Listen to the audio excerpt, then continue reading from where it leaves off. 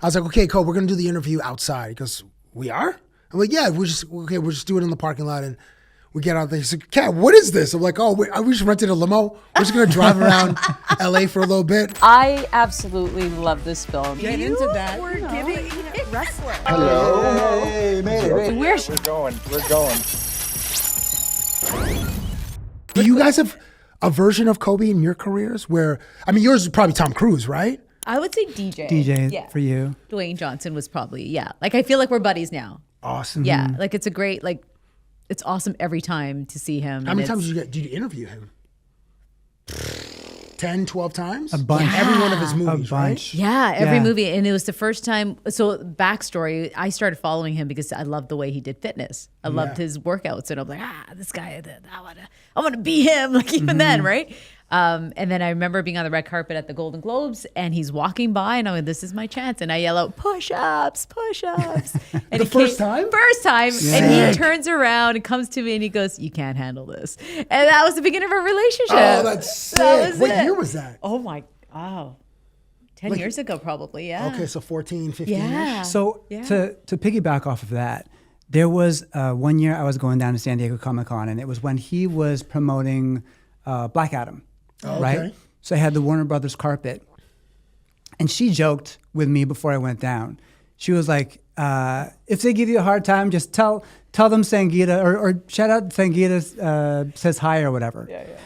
And I was at that spot on the carpet, and I don't know if you've ever been at that spot, but I've been at that spot a lot, where you're kind of like near the end, and they go, okay, you got to scrum now. Everybody's got to scrum now, so everybody's, and you might get one question, and then it got to, okay, they're not stopping here anymore.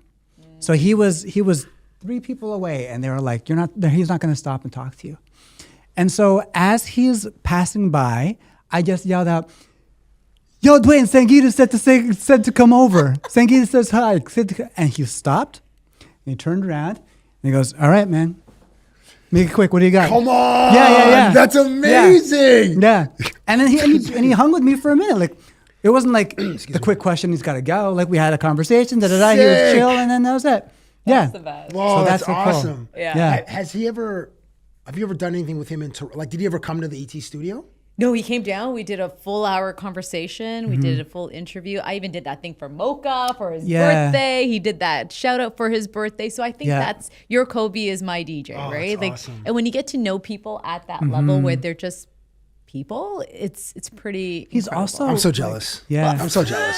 Are you kidding me? Yeah. So the clip I was going to show you, Okay. because it was a very small one. I didn't edit it or anything like this, but. Oh.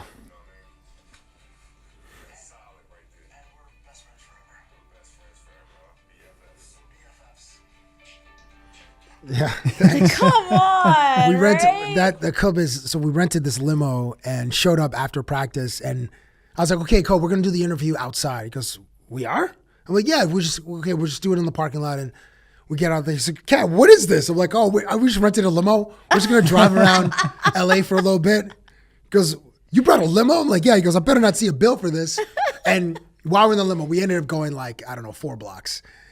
He's like, Kat, we're like, okay, what are we doing here? At some point, I was like, okay, no, we'll just pull over here. Yeah. And a security guy was following, so he just hopped out of a limo and just jumped into like a Range Rover or whatever, and then he drove back to his car and then back to his house. But that was, it was. We tried to you step it up every time, level up every time with either props and Kobe may have been the first person that I started using props in the interview because I love us doing something. So the first one was 06. Actually, no, I had a stupid cowboy hat and I dressed up before, but I think from then we start, for some interviews, I would bring specific props. You mentioned Warner Brothers. I did a junket once and I got in so much trouble for this. It was the Hangover 3. And so it's Bradley Cooper, Ed Helms, and Zach Galifianakis. So I snuck in. It was my time to go in the room. I snuck in a keyboard. I bought it from, I don't know, wherever, Best Buy or whatnot. So I bring it in, and I didn't tell anybody because like the publicists are like, they run that thing like it's an assembly line, and they just don't want any hijinks. And if you ask for permission for something, they're gonna say no. So I'd rather just ask for forgiveness versus for permission. You're keeping our secret. I'm also trying to visualize smuggling in a keyboard. Well, I mean, it was like 3 feet or whatever. So I just bring it in the room, but I had like hit it like, all right, Cabbie Richards from TSN, and then I was like, okay, cool. And then I think I had my jacket covering it or whatever, and then I just bring it into the room and I set it down beside my chair. We start the interview. I brought them like mullet wigs because like all your sensibilities are kind of Canadian. You speak French, Bradley Cooper, Ed Helms. You have like Canadian sensibilities. I'm like, Zach, you look like you're from British Columbia. He's like he said like squeamish. He had a name. He goes Kamloops. I'm from Kamloops. I'm like, amazing. Like you're in on the joke. And then when I said, Ed, at the end of the Hangover, it's been known that you just freestyle a song. So I'm hoping for the end of this interview, or so in the movies you freestyle a song. Hoping in the interview you could freestyle so I'm super nervous. I'm like, okay, I put the piano on Bradley Cooper's lap, Ed Helms' lap, and then Bradley helps to like level it.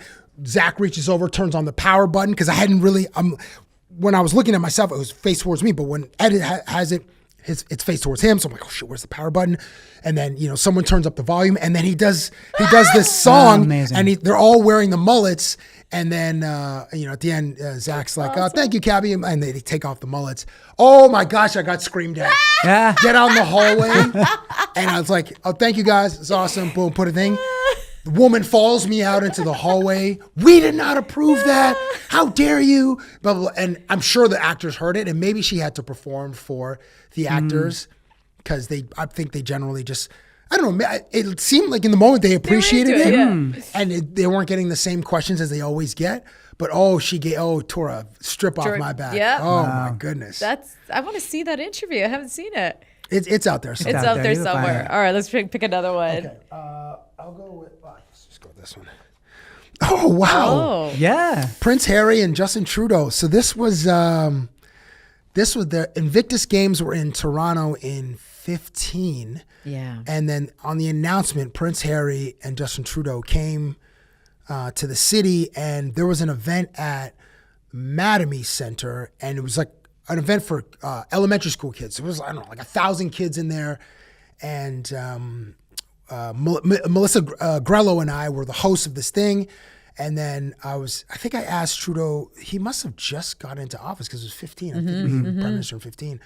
I was asking about like boxing because like the Invictus Games are an Olympics for veterans, military veterans, and then some have had injuries and stuff like that. So I was asking about like boxing and stuff. He had a good time. Prince Harry was like super cool. He was like just really nice. And what was the conversation like? Oh, I made a joke to Trudeau about Harry at some point. It was very inappropriate, but he laughed. And I can't remember. I remember. No, what did you well, say? I can't repeat it or I can't remember What it. was the joke? Well, he got into some hot water years before when he was stationed in Alberta. Because Alberta, in the northern part of the province, there was like almost like desert-like conditions, and this Englishman would train in Canada because we had this climate which was similar to like some parts of the Middle East. And there was a few nights he was out at Cowboys, and he had a nice little dalliance with a few of the servers. And first time I ever heard someone sell a store to TMZ. So she had photos of him like either wearing a bra or him being naked or something like that. And I believe, I want to say they were either in Calgary or they were in Vegas, but either way, she sold the pictures to TMZ and got like 20 grand, Wow. 20 or 30 grand. I was like, wow. I'm like, I mean, you sold them out, but like you made, 30 grand or whatnot. And I think I'd referenced that to Trudeau. I think, but it wasn't like, yeah, you have to put the mic down and you make sure like no one can hear it. You lean over, you say something to him, and he kind of chuckled. I think maybe he was just humoring me. I don't know if my joke was actually that funny, but yeah, that was pretty cool. That's awesome. wild. That's